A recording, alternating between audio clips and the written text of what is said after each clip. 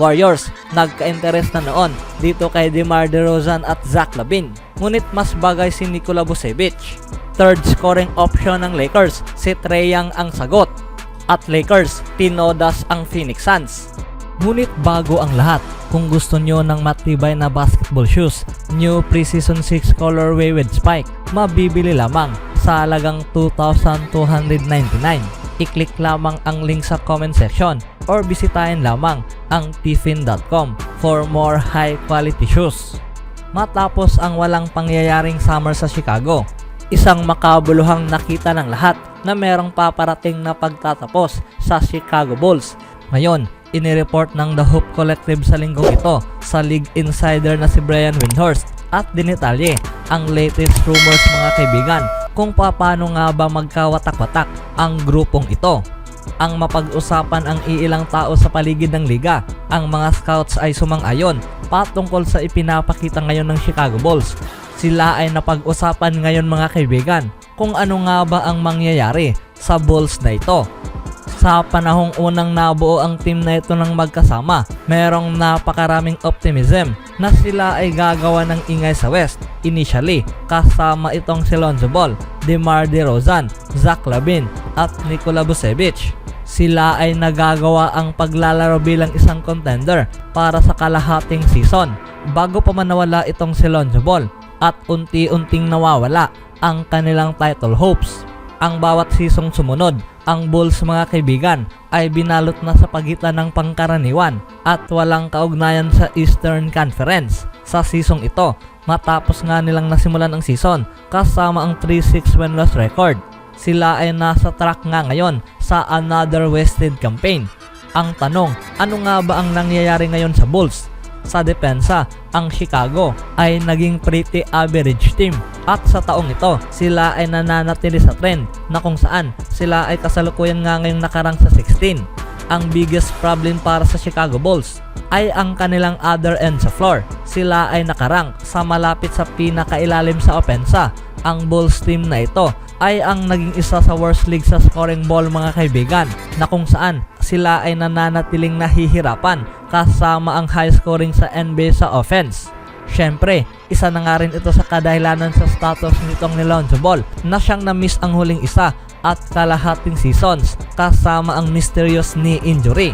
Kung sakaling ilalagay mo ang lahat ng magkasama, ito ay imposibleng hindi makita mga kaibigan kung saan nga ba aabot ang Chicago Bulls matapos nga silang tinignan bilang naging isang contender bago pa man nila na-miss ang playoff sa sumunod na taon.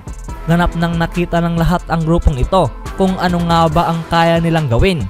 Sa puntong ito, ang pinakamahusay na move para sa team mga kaibigan ay marahil ang mag-move on at magsimula muli kasama ang kompletong panibagong core. Ngayon, ano nga ba ang susunod para sa Chicago? Maliban na lamang kung ang team experience na ito ay magkaroon ng milagrong turnaround. Natitiyak na ang team squad na ito ay mapapanatili. Kaya habang nagpapatuloy ang season, lumaki ang chance sa mga kaibigan na ang franchise general manager na si Mark Eversley ay sa wakas gagawin na ang move at magsisimulang mag-rebuild. Ang unang plano ay ang maghanap ng panibagong tahanan para kay DeMar DeRozan na siyang pinaniniwalaan pa rin na kabilang sa top 30 players sa liga sa edad na 35 years old.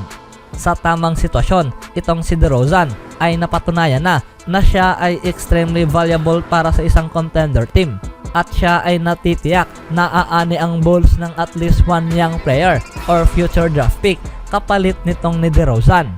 Ang susunod, ang Chicago Bulls ay kailangan ring i-trade ang kanilang star big man na si Nikola Vucevic. Ang two-time All-Star ay hindi nakaduda-duda na siya ang naging best inside presence sa Bulls sa puntong ito. Ngunit siya ay magiging more useful para sa kanila bilang magiging trade asset mga kaibigan patungo sa ibang kuponan. At isali mo pa kasama ang mga trade sa mga iilang players na ito na tulad na lamang nina Alex Caruso, Zach LaVine at Patrick Williams. Ang Chicago Bulls mga kaibigan ay natitiyak na makakapagsimula muli at makakapag-rebuild ng maayos sa roster bilang ang kanilang panimula. Hindi nakaduda-duda na ito ay napakahaba at isang napakahirap na daan para sa franchise na ito. ngunit ito lamang ang tanging daan mga kaibigan para maging title contender. Kung babalikan, dati na ngang naging usap-usapan noon na naging kasapi ang Warriors sa mga koponan mga kaibigan na nagka-interes dito kay Zach LaVine at DeMar DeRozan.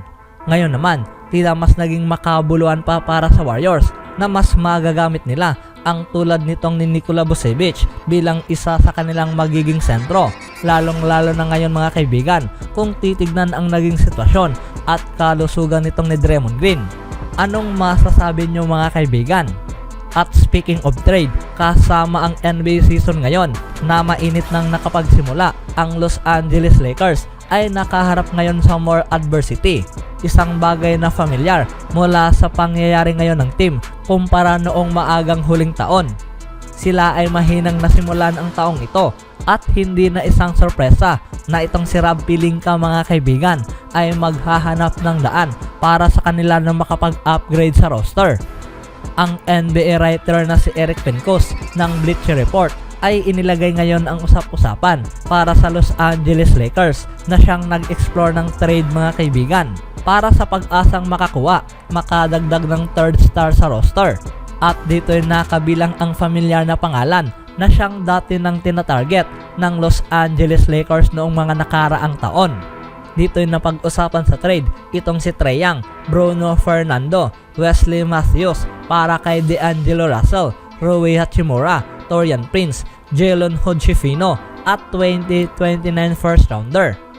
Itong si Young ay kailangang i-waive ang kanyang trade bonus mga kaibigan para sumapi sa Lakers.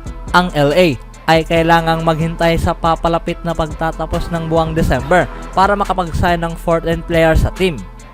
Ayon kay Eric Pincus ng Bleacher Report, ito nga raw ang deal na kung saan makikita ng lahat para isuko ng Los Angeles Lakers ang kanilang valuable 2029 first round draft pick dahil itong si Young ay isang true star sa liga at makakapag-provide sa LA ng legitimate third star level bilang makakatulong dito kay LeBron James at Anthony Davis.